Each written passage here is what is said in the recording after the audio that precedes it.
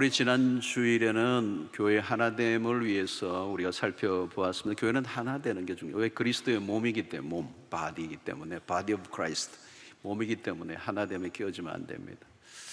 이 손과 발목과 팔과 어깨와 이 떨어지면 안 되잖아요. 기계는 뗄 수 있지만 이 피부와 뼈가 붙어 있어야 되잖아요. 떨어질 수 없는 거예요. 이게 바울은 지금 교회를 그렇게 설명하는 겁니다. 그리스도의 몸이다. 기계적으로 뗄 수 없다는 겁니다. 그래서 우리는 이 하나됨을 지켜가기 위해서 생명을 바쳐 힘써 지키라. 어떤 대가를 지불하더라도 교회 하나됨은 깨서는 안 된다. 이게 이제 바울이 얘기했던 교회입니다. 자, 오늘 7절은 이렇게 얘기해요. 우리 각 사람에게 그리스도의 선물의 분량대로 은혜를 주셨나니. 근데 영어 성경을 보면 bat이라는 단어가 들어가면 그러나, 하나 되어야 한다라고 하는 얘기를 하다가 바울이 다시 새로운 주제를 가지고 오는 겁니다. but, 그러나. 오늘 이게 7절에 우리 각 사람에게, 이게 핵심적인 게 각 사람에게 또 선물의 분량대로 이게 있습니다. 하나님께서 우리 각 사람에게, 이 말은 특수한 사람에게만 아니고 모든 사람들이 각각 하나님이 주신 선물이 있다는 겁니다. 하나님이 주신 은혜가 있다. 그것은 이 은혜 선물의 분량대로 은혜를 주셨나니 했는데, 이 은혜 안에 은사, 기프트, 선물을 다 포함하고 있습니다. 하나님께서는 교회를 세워가시기 위해서 성도들, 특정한 사람이 아니라 모든 성도들에게 교회를 섬길 수 있는 은사를 주셨다는 겁니다. 은사를 주셨다. 구원받은 성도라면 예외 없이 다 은사를 받았다.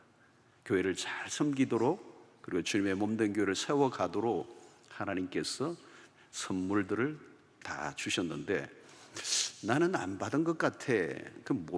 아직 모르기 때문에 내가 안 받은 것처럼 생각하지, 하나님은 다 주셨다는 겁니다. 만약에 하나님이 주시지 않았다면 내가 아무것도 안 해도 돼요. 그러나 하나님이 주셨다면 그걸 가지고 주의 몸된 교회를 위해서 세워가는 일에 기여해야 된다는 거예요. 하나님의 성경을 보면 하나님은 우리에게 각양 좋은 은사를 다 주시는 분이십니다. 하나님은 주시기를 좋아하시고 주시되 풍성하게 주시는 분이고, 그 은사를 통하여 하나님의 교회를 섬길 때 아름다운 열매를 이제 맺어갈 수 있게 되는 것입니다. 자, 이 은사를 주신 목적이 있는데, 그것은 그리스도의 몸을 세워가도록 하기 위해서. 은사를 사용할 때 우리는 서로 유익을 얻습니다. 서로 유익을 얻는 거죠.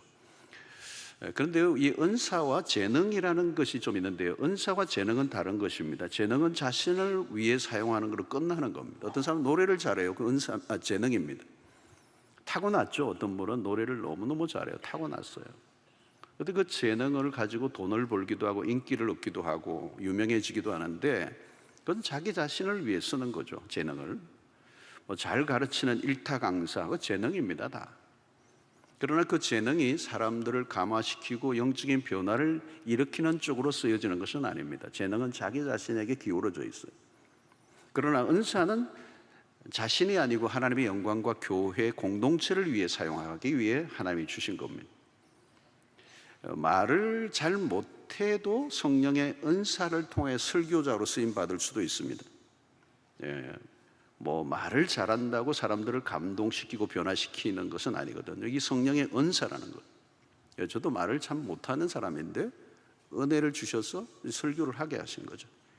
지나치게 자신의 재능에만 의존하다가 성령의 은사가 가려지는 경우도 있고요, 때로는 성령의 은사를 욕심적으로 사용함으로 문제를 일으킬 수도 있습니다.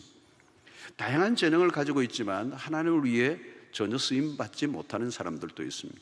중요한 것은 하나님이 나에게 주신 은사를 가지고 하나님을 위해서 사용하는 게 중요합니다. 자, 어떻게 바르게 사용할 수 있느냐? 그것은 성령의 이끄심, 성령이 우리에게 은사를 주신다는 겁니다. 그래서 우리는 이 성령의 지도 아래 이 은사를 사용하는 것인데, 하나님은 성도들 각자에게 어떤 역할을 맡기셨다는 겁니다. 그래서 그 맡겨진 그 역할을 감당하다 보면 하나님께서 그 일을 잘 하도록 하고 좋은 열매를 맺게 하시고, 또 그 일을 하면서 나에게 즐거움이 있게 하시는, 교회에서 뭔가를 사역을 하는데 계속 스트레스가 많고 또 열매도 잘 안 맺히고 주변의 사람들도 뭔가 아닌 것 같으면 아닌 겁니다.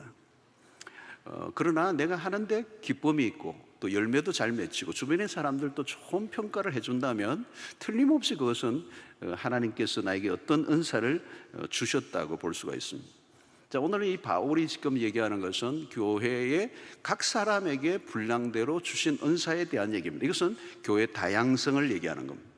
그래서 지난주에는 하나됨을 얘기했는데 오늘은 다양성을 얘기하는 것입니다. 각 사람에게 분량대로 한 사람 한 사람에게 주신 독특한 은사가 있다고 말합니다.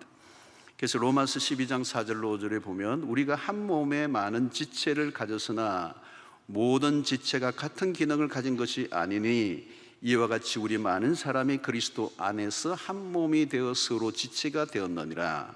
이 말도 한 몸에 많은 지체를 가졌다, 다양성을 말합니다. 각 개인에게 주신 하나님의 독특한 은사들이 있습니다. 다 같지 않습니다. 그래서 우리의 몸에 다양한 기관들이 있지 않아요?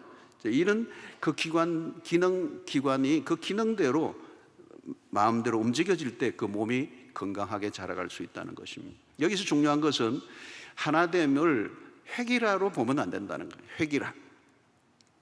우리는 한 개인을 획일화시키는 문화 속에 많이 살아왔습니다.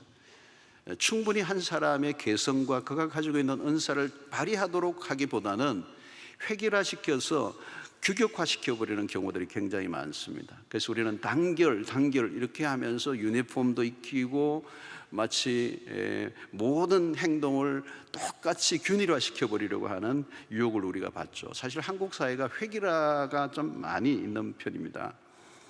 그리고 이 획일화가 가장 심한 곳은 어디냐면 북한입니다. 획일화죠. 또 이단들, 사이비 집단들을 보면은 뭐 똑같이 같은 색깔의 옷을 입고 같은 이렇게 줄도 딱 맞춰서 앉아 있고 이제 이런 모습들, 이제 이런 것들이 하나의 획일화의 모습이죠. 그 획일화 안에는 강요와 폭력성이 있습니다. 그리고 구호들이 많아요. 여러분, 성경은 이런 기계적인 하나됨, 인위적인 연합을 말하고 있지 않습니다. 다양함을 얘기하는 겁니다. 자, 여러분, 로마 캐톨릭은 하나의 교회를 주장하죠. 하나의 교회. 그 캐톨릭 교회는 단합이 잘 된다 이렇게 보기도 하는데 개신교는 교파가 굉장히 많습니다. 이 교파마다 교리적 차이가 있긴 하지만 그래도 개신교가 나누어진 것은 아닙니다. 크게 보면 우리도 하나다는 거죠. 사도신경을 우리가 고백할 때 끝부분에 뭐가 있습니까? 거룩한 공회를 믿사오며, 이 거룩한 공회라고 할 때 공회는 공자는 한 가지 공이라는 의미죠. 그러니까 하나의 교회. 다르게 표현하면 거룩한 공회를 믿사오며라는 말은 캐톨릭을 말합니다. 그러니까 그리스도를 머리로 하는 모든 교회는 하나다라는 개념. 여기 캐톨릭은 로마 캐톨릭, 천주교와 구분되는 것입니다. 본래 캐톨릭이라는 말은 보편적 교회를 의미합니다. 천주교는 우리와 다른 의미에서의 캐톨릭이에요. 그래서 로마 캐톨릭이라고 붙입니다. 천주교를. 이게 캐톨릭이라는 의미는 보편적 교회, 하나의 교회. 그것이 우리 사도행전에서 고백하는 거룩한 공회를 믿사오며라고 하는 것입니다. 그래서 우리가 로마 캐톨릭과 혼돈을 일으키지 않기 위하여 캐톨릭이라는 단어를 별로 쓰지 않는데 본래는 캐톨릭이에요. 그리스도 차이는 뭐냐? 오늘 우리의 개신교회는 그리스도를 머리로 하는 하나의 교회예요. 그리스도를 머리로 하는, 사도신경을 고백하는 모든 세계에 흩어진 교회는 하나의 교회다. 그런 의미에서 캐톨릭입니다. 그러나 천주교는 뭐예요? 교황을 머리로 하는 교회입니다. 교황을 머리로 하여 하나가 된 교회. 이게 획일화라고 볼 수가 있는 것이죠. 그래서 개신교의 교파는 다양성을 인정하면서 하나의 교회로 조화를 이루고 있습니다. 이게 훨씬 더 성경적입니다. 자, 여러분, 오늘날 세상은 대량화예요. 기업들은 상품을 대량 생산합니다. 그래서 어떤 틀을 만들어서 찍어내죠. 기계적 생산입니다. 자, 그러려 하면 정형화가 되어야 되죠. 어떤 정형화된 것을 틀을 만들고 프레임을 만들고 찍어내는 작업을 하는 거예요. 이것은 상품만이 아니고 사람도 정형화하는 경우가 많습니다. 그 개인의 개성을 존중해주지 않고 몰아가는 거죠. 오늘 우리 한국의 교육 방식도 정형화된 틀이 굉장히 많이 있습니다. 자, 그런데 그리스도의 몸인 공동체는 전혀 다르다는 것입니다. 그리스도의 몸은 하나의 거대한 덩어리로 되어 있는 게 아니죠. 우리 세포가 얼마나 많이 세분화되어져 있습니까? 어마어마한 세포들이 세분화되어 있습니다. 오늘 지금 성경에서 얘기하려고 하는 7절에 각 사람이라고 하는 단어, 그리고 분량대로라는 이 단어를 오늘 제가 여러분들에게 설명하려고 하는 것입니다.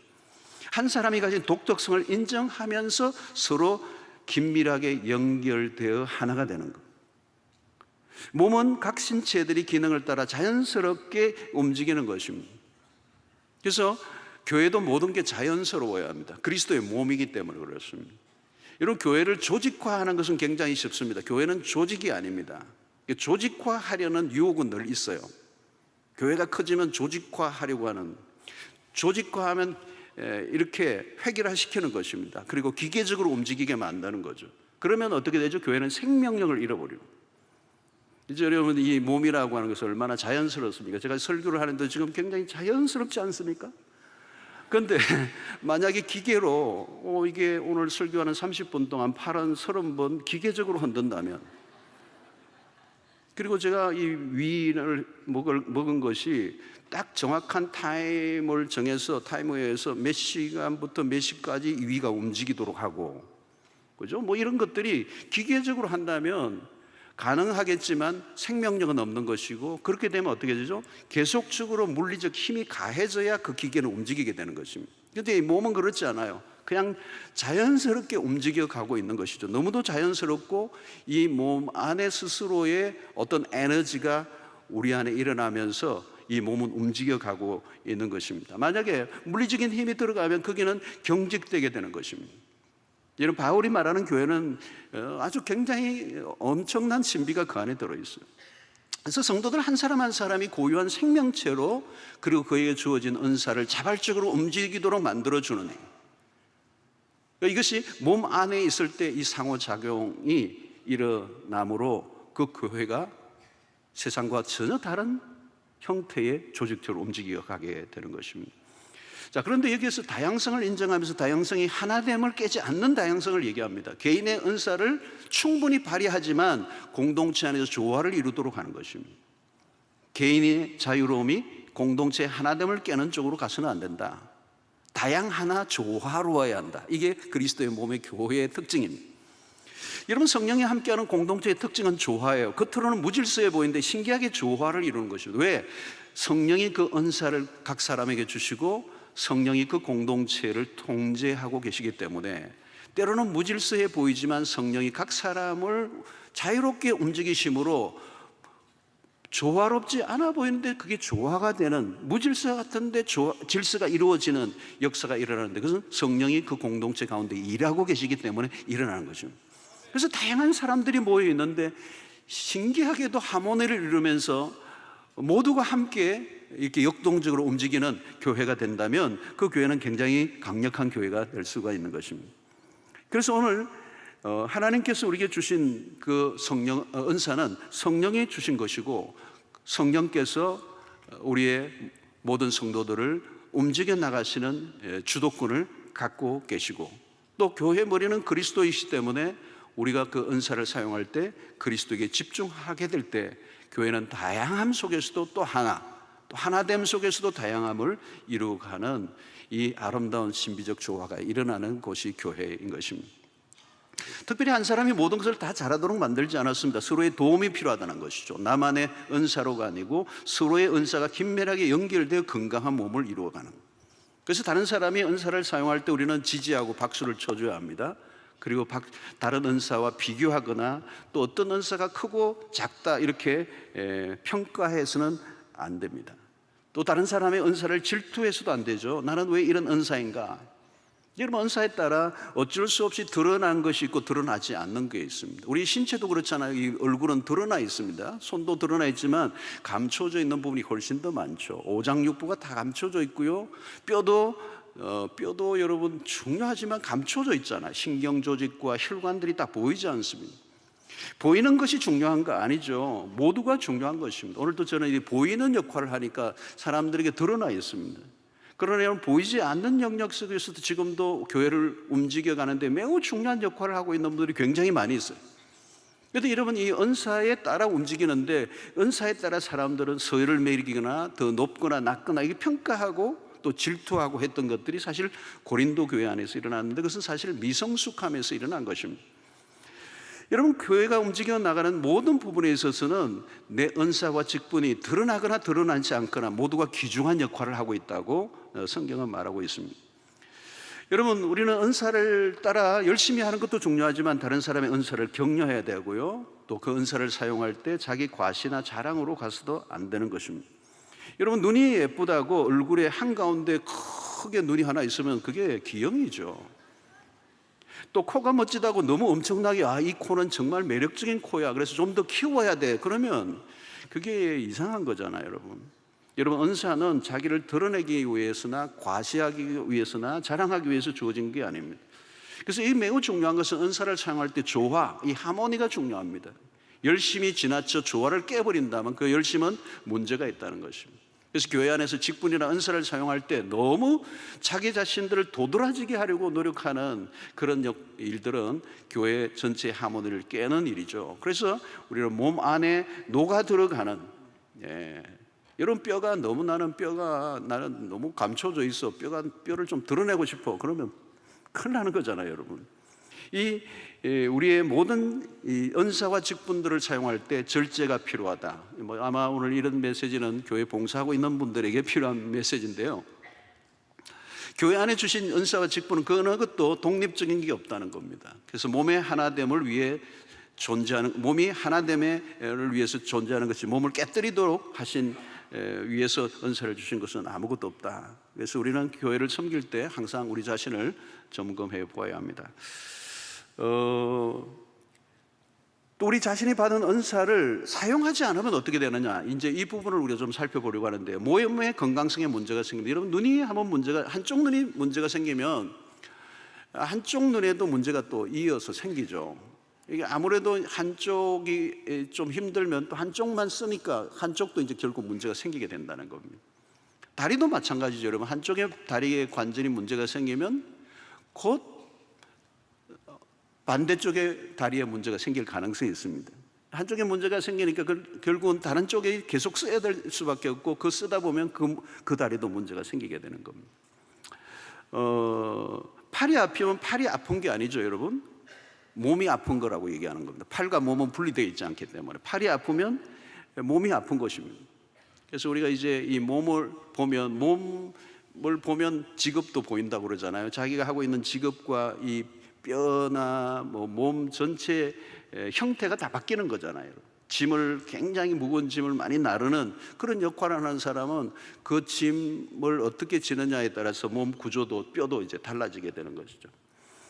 자, 여러분, 오늘 우리의 몸된 교회 그리스도의 몸이 세워져 있는데 모두가 은사를 다 받았고 그 은사에 따라 움직여져야 이 몸이라고 하는 것들이 건강하게 세워지고 또 그 역할을 감당할 수 있다는 것입니다. 자, 그런데 이 은사를 우리가 사용하지 않고 땅에 묻어버리면 안 된다는 거죠. 그래서 고린도전서 10장 32절 33절에 보니까 유대인에게나 헬라인에게나 하나님의 교회나 거치는 자가 되지 말고 나와 같이 모든 일에 모든 사람을 기쁘게 하여 자기의 유익을 구하지 아니하고 많은 사람의 유익을 구하여 그들로 구원을 받게 하라. 여기에서 핵심은 교회에 자기의 유익을 구하지 않고 많은 사람의 유익을 구해야 된다. 이게 공동체를 섬기는 태도, 그리스도의 몸 안에서 은사를 받은 사람들의 태도라는 거죠. 자, 그런데 우리의 죄성은 자꾸 나에게로 기울어지는 거죠. 나의 유익을 구하고 나의 기쁨을 찾으려고 하고 신앙생활에 소극적이고 게을러지게 된다는 거죠. 여러분, 오늘날 교회 안에 이 소비주의적 형태의 신앙이 들어와 있어요. 사람들은 나의 필요를 채워주는 교회, 그리고 나의 자아를 만족시켜주는 교회를 찾습니다. 여러분, 세상은 소비주의적 문화죠. 오늘날 소비주의적 문화라고 그래요. 이 소비적 이 세상 안에 기업은 마케팅의 기법이 굉장히 중요하게 하죠. 마케팅, 소비자에게 어떻게 다가가고 이것을 많이 소비하도록 만들 건가는 마케팅이 들어가야 되는 거예요. 자, 그런데 이것이 교회들 안에도 마케팅 기법이 들어와 있다는 겁니다. 알게 모르게 사람을 모으는 것에만 집중을 하다 보면 세속적 방법이 도입이 돼요. 그러면 어떻게 되죠? 교회 구성도, 예배의 구성도 사람이 많이 모이게 하기 위해서 예배의 구성을 짜야 되는 겁니다. 사람들의 기호, 성향, 감성적 터치, 오늘 현대인들이 가지고 있는 여러 가지 그 니즈, 펠트 니즈를 잘 찾아내어서 그들의 그 사람들의 감각을 건드려 줘야 된다. 그러면 교인들의 감성에 맞춘 분위기로 계속 가겠죠. 그러면 어떻게 되죠? 예배 시간이 짧아지고 말씀 시간도 짧아지고 다른 퍼포먼스가 많아지고. 어떤 분은 그래요. 오늘 정말 목사님 은혜 받았습니다. 감사한데 짧았어 좋았습니다. 여러분, 이 신앙의 진지한 신앙의 추구가 아니라 갈수록 가벼워지는 분위기가 가죠. 마케팅이 들어가면 그렇게 되는 겁니다. 왜? 소비자 중심으로 가야 되니까. 설교도 무거운 주제를 다루면 안 돼요. 생활에 유익한 내용들, 마음에 위안을 주는 설교들. 우리 현대 사람들이 너무 힘든데 목사님 좀 우리의 마음을 좀 만져주십시오. 위로해 주십시오. 물론 위로가 필요하지만 여러분, 점점 우리는 이 청중의 욕구에 다가가는 설교를 하기 쉬워요. 부담되는, 설교자도 부담이 되는 설교를 가급적 다루지 않는 거예요. 예. 오늘 이런 에베소서 이런 성경의 강해를 쭉 해나가는 건 굉장히 마케팅 기법에는 맞지 않는 거죠. 자, 여러분 요즘 맛집들이 많아요. 맛이 있는 것과 몸이 유익한가는 다른 얘기잖아요. 맛을 유지하면서 고객의 건강을 고려하는 일은 쉬운 일이 아닙니다. 맛집은 맛선 책임을 지지만 고객의 건강까지 책임을 지지 않습니다. 조미료를 빼면 맛이 없어집니다. 자극이 없으면 집에서 안 먹습니다. 설교가 만담과 같은 수준으로 변하고 희화화하는 경우들이 늘어나는 이유가 여기 있습니다. 교인들이 꼭 들어야 할 메시지는 전하지 않고 교인이 듣고 싶은 이야기에 신경을 쓰는 겁니다. 여러분, 백화점은 소비자의 욕구를 너무 잘 읽고 있습니다. 왜? 소비자가 왕이기 때문에. 그들의 눈치를 살펴야 하고 고객의 불만 사항은 신속하게 들어야 합니다. 소비자주의적 교회는 하나님 중심이 아니라 사람에게 초점이 맞춰져 있습니다.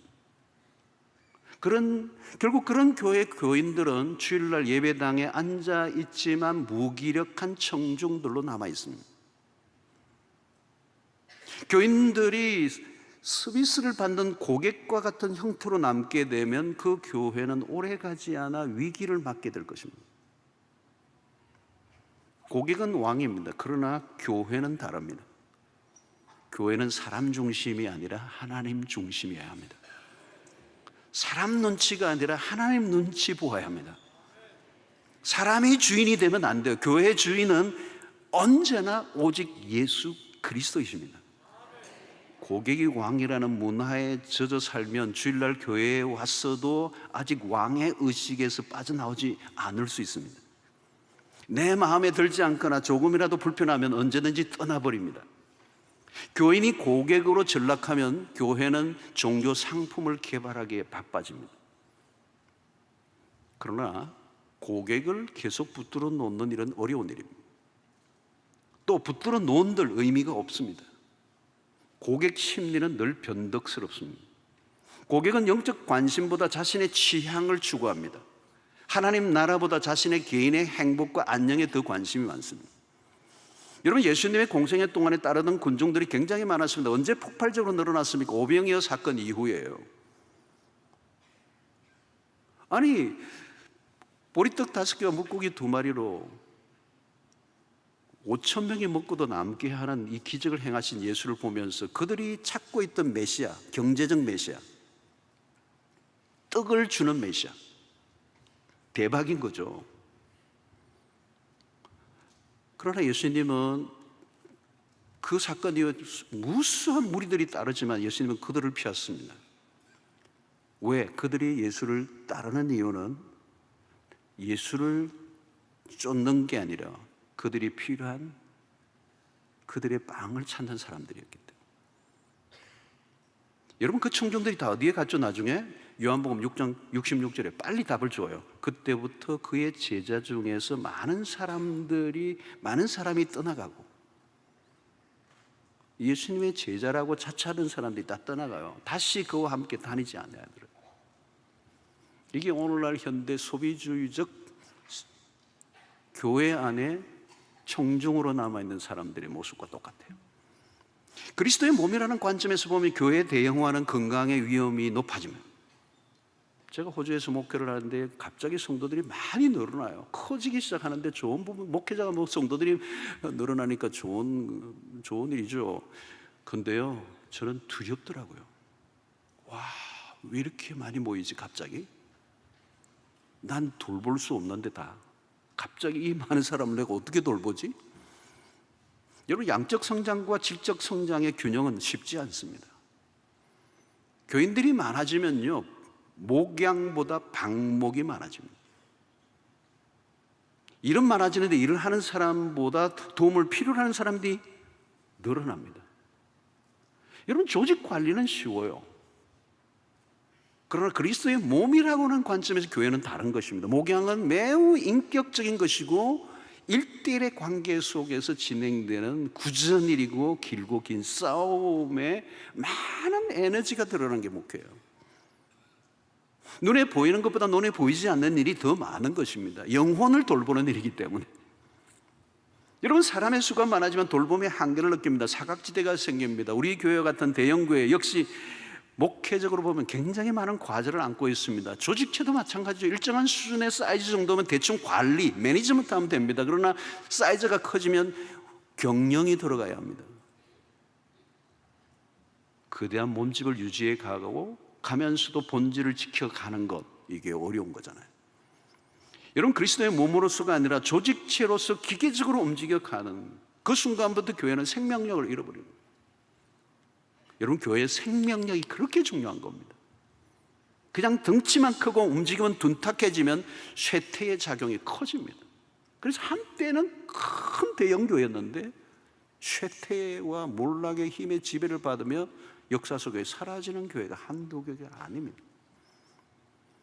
헌신하는 사람은 적고 돌봄을 받아야 할 사람은 늘어나면 그 교회는 기형화되어 있습니다. 곳곳에 과부하 현상이 일어납니다. 그리스도의 몸 안에서 흘러나오는 에너지가 있어야 되는데 조직화되고 경직화되고 기계화되고 대형화되고 획일화되어 있는 그 교회 안에는 생명력이 없는 거예요. 여러분, 오늘날 대형화된 교회 안에는 문화적 요소가 분명히 있습니다. 인구 밀집이 일어난 도시화 속에서 모든 것을 잘 갖추고 있는 교회는 사람들이 모여듭니다. 잘 갖춰진 건물과 시스템과 프로그램과 인적 자원들이 있습니다. 얼마나 편리해요, 여러분. 문제는 무엇입니까? 소비자주의적인 교인들이 늘어난다는 거예요. 결국 대형화된 교회 주일날 예배당을 메꾸고 있는 많은 교인들은 객석의 관중으로 남아있는 것이죠. 헌신과 희생을 통해 그리스도의 몸인 교회를 함께 세워가는 동력의 원리를 이해한 그리스도인들이 적은 것이죠. 그것은 마치 돌보아야 될 아이들만 가득하게 차 있는 고아원과 같은 곳이 된다. 대형화된 조직과 시스템을 움직이기 위해 막대한 자원과 사람이 필요해집니다. 주차장은 끊임없이 늘려야 되는데 아무리 늘려도 부족해요. 여러분, 도시 속에서 주차장 차 한 대를 대기 위한 그 땅값은 감당하기 어려워지죠. 건물도 계속 확장을 해야 합니다. 에너지를 거기에 계속 하드웨어에 쏟아야 합니다. 그러면 교회 자체가 소비주의적인 형태를 띠고 운영될 수밖에 없습니다. 몸집을 유지하는 데 드는 비용이 너무 커지는 것입니다. 여러분, 이것은 비만이라고 합니다. 이건 성장이라고 하지 않고 이걸 비만이라고 합니다. 여러분, 우리 교회만 해도 성도들이 많은 만큼 사역의 양도 엄청납니다. 주차 안내만 해도 경무입니다. 일꾼들이 많이 필요합니다. 어려운 사역들은 일꾼들이 부족해요. 건물도 작지 않지만 여전히 주일날 공간 문제로 조율이 쉽지 않습니다. 자, 또 하나의 요소가 있어요. 이전에는 한 교회에서 자라나 그 교회에서 생애를 끝내는 일들이 있었지만 지금은 불가능합니다. 산업화 이후에 직업군이 다양해지면서 사람들은 직장을 끊임없이 일평생 옮겨 다닙니다. 자기가 태어났던 곳에 자라는 사람 지금 없습니다. 그러니까 뉴 노마드 시대, 끊임없이 이주하는. 그러니까 직장을 옮기면 자연스레 교회도 옮겨야 되죠. 내 교회라는 개념이 전혀 없어집니다. 내 교회라는 개념이 없어져요. 그러니까 교회 안에 뿌리를 내리기보다 손님처럼 왔다 갔다 하게 되는 거예요. 소속감 자체가 없어요. 그래서 소그룹 안에 속하지 않고 주일 예배에만 참여하는 성도들이 많아지는 것입니다. 교회 등록을 하지 않고 다니는 신자들이 꽤 있습니다. 그러나 팬데믹 이후로 인해 온라인 예배에 익숙해진 신자들도 늘어났습니다. 익명성을 요구하는 신자들이 늘어났습니다. 현대사회 구조에 어디에도 소속하지 않고 인터넷 설교로만 자유롭게 신앙생활하는 교인들이 팬데믹 이후에 어마어마하게 늘어났어요. 교회에 소속되는 것을 얽매이는 것으로 생각합니다. 이거 탈교의 현상이 부추겨지는 거죠. 헌신을 끓이는 신자들이 늘어났습니다. 교회 안에 사역을 해도 폼나는 곳에는 모이지만 그렇지 않은 곳은 힘들어집니다. 여러분, 각자에게 주신 은사를 따라 움직이지 않으면 결국은 이 몸은 저절로 부실해지기 시작하는 거죠. 여러분, 몸에 약한은 무엇을 의미합니까? 교회와 나는 분리되어 있지 않다는 거죠. 서로에 연결되어져 몸이 있는 거죠. 나 하나만으로 몸이 될 수가 없어요.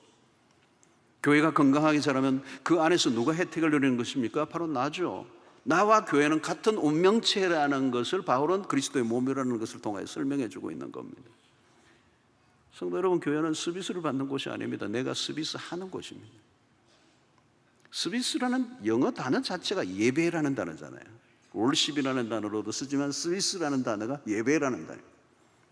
우리가 가지고 있는 은사를 통하여 교회 안에 쓰든 밖에 쓰든지 서비스를 섬기는 삶을 살아가는 것, 그 봉사 자체가 예배가 되는 거예요. 여러분, 고린도전서 12장 25절에 보니까 몸 가운데서 분쟁이 없고 오직 여러 지체가 서로 같이 돌보게 하셨느니라. 서로 같이 돌보게 한다는 거예요. 우리가 서로 같이 돌보아야 그 돌봄 가운데. 여러분, 이 손이 하나 아프면 이 손을 돌봐줘야 된다는 거예요. 그죠? 너 뭐 아프면 너가 뭐 알아서 해라 이게 아니에요. 돌봐줘야 되는 거죠. 아프면 아플수록 더 아껴줘야 되는 거죠. 손이 아프지만 사실은 몸이 아픈 거잖아요. 내가 아픈 거잖아요. 그게 연결되어 있다는 겁니다. 그게 생명체라는 교회가. 그래서 우리는 자신이 가지고 있는 은사를 따라 섬겨야 되는데 이 은사를 사용하지 않으면 소멸되어 버리는 거예요. 그래서 우리는 이 섬기기 위해서 우리는 십자가의 정신이 필요한 것입니다. 십자가는 나의 희생을 통해 다른 사람을 기쁘게 하는 것, 자신의 개인의 필요와 욕구를 쫓아가면 길을 잃어버리는 거예요. 그러면 나도 죽고 교회도 죽는 거예요. 그런데 교회를 살리면, 내 은사를 살리고 교회를 살리면 그 교회 속에 있는 나도 산다는 거죠. 우리가 몸 안에 있을 때 사는 겁니다. 몸 바깥에서 내 존재라는 존재 불가능한 것입니다. 우리의 몸의 신체들은 서로 연결되어 도움을 주고 받음으로 생동감이 넘치게 되는 것이죠. 그래서 우리가 받은 은사를 사용할 때 기쁨이 주어지고, 그리고 내 존재의 가치가 제대로 역할을 할 때 그 몸은 탄탄해지는 거예요. 역사 속에서 하나님의 사명을 감당할 수 있는 교회가 되는 것이죠. 그럼 어떤 분은 뼈대 역할을 하시는 분이 계실 거예요. 뼈가 얼마나 중요합니까? 뼈의 역할을 하는, 어떤 분은 관절 역할을 하는 사람이 있을 거예요. 어떤 분은 피부의 역할을 하는 사람이 있을 거예요. 어떤 분은 신경, 여러분 우리 안에 사랑방 목자는 신경 조직의 역할을 하는 겁니다. 모든 몸이 이어져서 혈액이 오고 가고 하면서 이 힘을 만들어내는 핵심이 사랑방 목자의 소그룹을 이끌어가는 분들이시죠. 어려운 일을 도맡아 하는 분들이 있다면 그분들은 근육 역할을 하는 분일지도 모르겠어요. 여러분, 어떤 분들은 교회는 가능한 깊이 들어가지 않는 게 좋다는 결론을 내리고 있습니다. 그것은 뭐 여러분, 몸 안에 있지 않고 몸 바깥에 있겠다는 거예요. 여러분, 교회 안에 깊이 들어가면 좀 힘든 것도 있겠죠. 여러분, 그러나 들어가지 않으면 할지는 모르지만 신앙은 잘하지 않는 겁니다. 신앙 잘하지 않는 거예요. 때로는 힘든 일이 있지만 그 힘든 일을 감당하면서 내 신앙이 자라가는 겁니다. 부대끼면서 자라가는 겁니다. 이 몸 안에 있어야 자라는 거지, 몸 밖에 있어 자랄 수 있는 길이 없는 겁니다. 바울이 우리 교회를 설명하는 겁니다. 나 혼자 독약 청천하면서 자랄 수 있는 게 아니라는 겁니다. 혼자 돛 닦는 게 기독교가 아니라는 겁니다. 여러분 어떤 분은 관전평을 잘해요. 여러분 축구 보면서 관전평 하는 것과 실력은 다르다는 거 아시죠? 여러분 내가 할 일을 하지 않고 한국교회를 비난하거나 교회에 대한 냉소적 태도를 가진 것은 의미가 없습니다. 내가 져야 할 짐을 져야 된다는 거예요. 그 교회가 누구냐? 나라는 거예요. 교회에 대한 흔악함을 얘기할 때 나만 빼고 얘기하면 안 돼요. 내가 그 안에 들어가 있어야 돼요. 왜? 그리스도의 몸 안에 우리가 속했기 때문에, 성도기 때문에. 한국교회 허물이 나의 허물이에요. 저는 다른 교회 내가 평가하고 싶은 것도 있지만 말 잘 안 해요. 내 몸이기 때문에. 존 칼빈이 하면 교회는 어머니와 같다 그러죠. 어머니 같은 거죠. 어머니를 어떻게 함부로 얘기하겠어요? 어머니가 때로는 부도덕한 삶을 살아도 내 어머니인데 그걸 동네방네 떠들면서 얘기할 얘기는 아니잖아요. 내 어머니니까.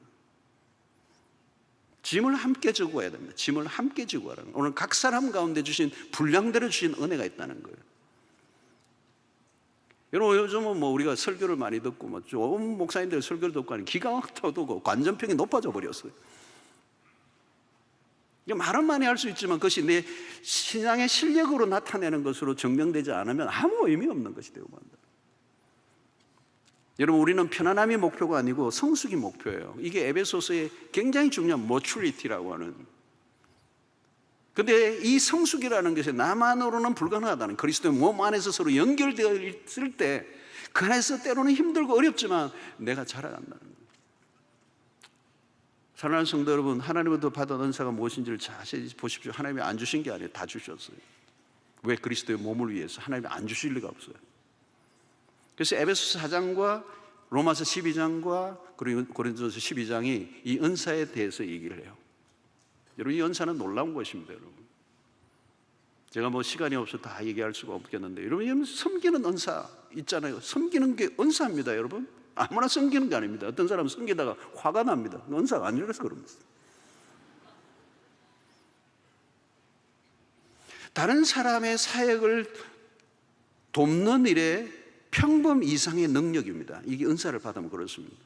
자기가 드러나려고 하지 않아요. 다른 사람을 잘 세워주는 은사, 그게 섬김의 은사예요. 바울에게는 베베와 같은 인물이 그런 사람이에요. 여러분 돕는 은사 받은 사람들이 있습니다. 약한 자, 소외된 자, 남들이 잘 보지 못하는 그런 영역의 사람들을 잘 봐요. 이런 은사를 사람들은 드러나는 걸 원치 않아요. 무대 뒤에서 묵묵히 굉장히 낮은 곳에서 다른 사람이 전혀 관심이 없는 사람을 찾아내고 섬기는 일을 하는 거예요. 이게 돕는 이 은사예요. 이런 다스리는 은사 그런 거 있잖아요. 이끌어가는 거면 통합적 사고를 가지고 있고요. 꿈과 방향을 제시하고요. 조직하고 조직을 활성화시키고 항상 기준을 잡고 방향을 제시하고 다른 사람들이 기꺼이 그 통솔에 따라오도록 만드는 게 리더십, 다스리는 은사. 이 은사입니다. 은사 아무나 하는 게 아니에요. 구제하는 은사. 한두 번 돕는 사람이 아닙니다. 그냥 끊임없이 돕는 사람입니다. 막 주머니를 털고 또 털고 어떤 때는 빌려서라도 털어주는 거예요. 소유보다 나는 걸 더 좋아하는 거예요. 하나님이 주신 거예요. 그렇게 살 수밖에 없어요. 그걸 주시면 그걸 해야 행복해지는데 어떻게 해요? 긍휼을 베푸는 은사, 겉면의 은사, 위로하는 은사. 여러분 바나바 같은 사람은 위로의 아들이라고 그러잖아요. 이 위로하는, 격려하는, 사람을 세우는. 그래서 그가 바울이라고 하는 사람들이 그냥 옛날에 교회를 핍박했던 사람들이기 때문에 그냥 그를 내치는데 바나바가 딱 버티고 그를 세워줘서 여러분 걸출한 하나님의 종이 나타난 거죠. 이 바울은 바나바가 없으면 불가능한 거였어요. 그 권면하는 은사, 사람을 세워줄 줄 아는 은사. 여러분 믿음의 은사도 이거 은사입니다. 은사. 꼭 해야만 하는 어떤 일을 알아차리는 거예요. 남들은 보지 못하는 믿음을 가진 사람은 앞서서 봅니다. 거대한 운동을 일으켰던 사람들은 믿음의 은사를 가지고 있어요. 불리해 보이고 성산이 없어 보이는데 믿음의 은사를 가지고 있는 사람은 그 99%의 불가능 가운데서도 믿음 가능성을 찾아내는 겁니다. 여러분 다 은사를 받으셨습니다. 어떤 은사든 있습니다. 그 은사를 가지고 내 기여와 성량 혹은 욕구가 아니라 하나님이 디자인하신 교회를 위해서 기여하는 여러분들 되시기를 바랍니다. 여러분 요즘 우리는 많이 먹고 좋은 걸 많이 먹는 비엔에서 활동이 적어졌잖아요. 그래서 우리가 비만이 많이 와요. 비만이라는 말은 결국은 지방 덩어리가 많아진다는 거예요. 지방이 필요하죠. 그런데 지방이 너무 많아져, 과다. 그러면 그 지방의 이 덩어리가 커지면서 종양이 생기고 그게 암으로 발전되는 거예요. 우리의 신앙은 은혜 받는 구조로만 끝나지 않습니다. 은혜를 받고 우리에게 주신 그 은혜를 풀어내는 작업이 있어요. 그래서 우리에게 은사는 활동하는 거예요. 거의 다 섬기는 겁니다. 내게 주신 것을 통해서 하나님의 교회를 섬기는 것, 다른 지체를 섬기고 연약한 자를 섬기고 또 교회 구석구석에 섬기고 나에게 주신 것을 섬기는 것, 그때 건강해지는 것.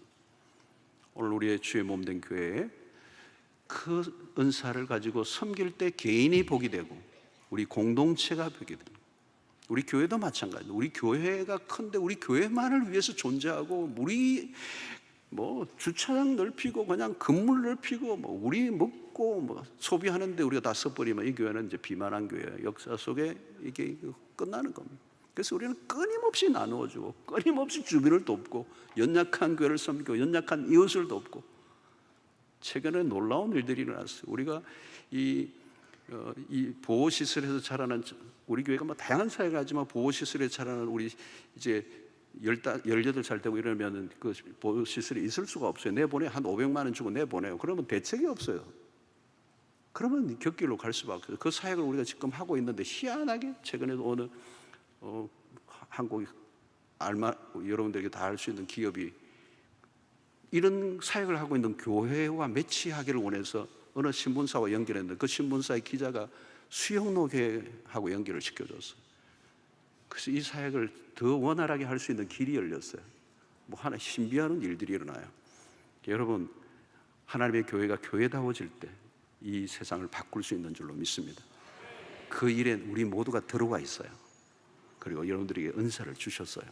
행복하게 살 수 있어요. 우리 모두가 건강하게, 우리 모두가 만족스러운 교회로 주님이 기뻐하시는 교회로 세워가는 일에 쓰임받는 여러분들 되시기를 주의 이름으로